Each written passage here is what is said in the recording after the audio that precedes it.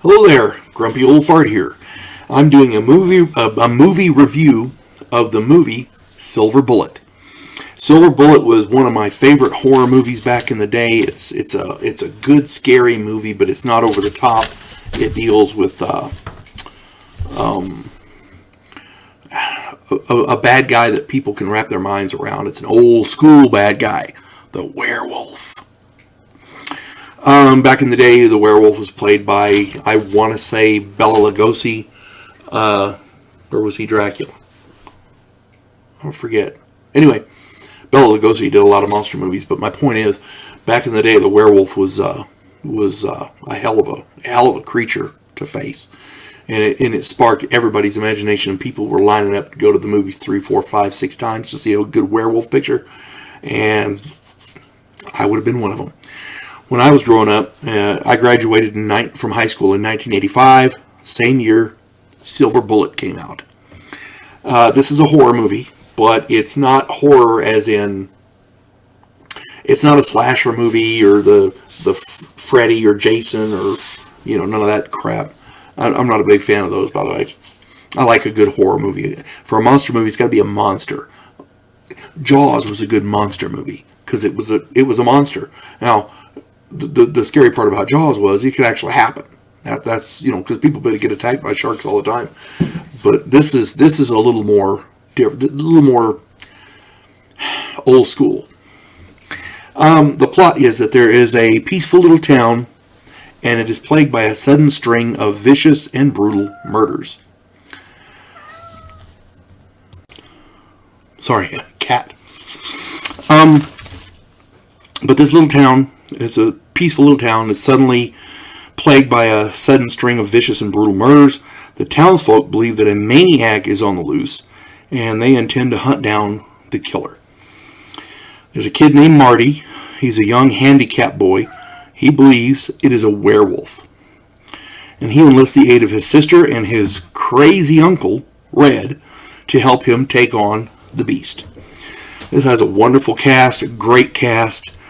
Gary Busey, Everett McGill, Corey Haim, H-A-I-M, Megan Follows, Robin Groves, Leon Russum, and Terry O'Quinn. And it's just a wonderful, wonderful movie. Whenever I do these, I like to do a standout. And the one that, when I think of this movie, I don't think of it as a werewolf picture or a Corey Haim, H-A-I-M, however you pronounce his name. I don't think of him in there. I think of Gary Busey because, in my opinion, that kid, that guy, he really, really stands out in this picture. Excuse me. Gary Busey plays the crazy Uncle Red. This is the uncle that everybody wishes they had. He just loves his nieces and nephews. He loves the kids. He's there for them. He wants to support them. He's not always the most responsible uncle, but he's the good guy. He's a really good guy. In my opinion, this is some of Gary Busey's finest work.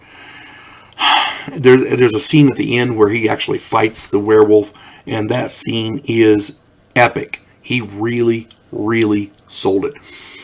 And back in the day, Gary Busey was not a little guy. He was a pretty big guy. And to see the werewolf tossing him around like that was just phenomenal. And like I said, Gary Busey really sold it. In this movie, I think it's some of Gary Busey's finest work. Now, lately, people have come under the impression that Gary Busey kind of crazy. And maybe, I don't know. I like him. Some of the things, I don't agree with everything he says. Some of the things he says is a little out there. But people, when they think of Gary Busey now, that's all they think of. They don't remember that he's also a really, really great actor. The man can act. And it's just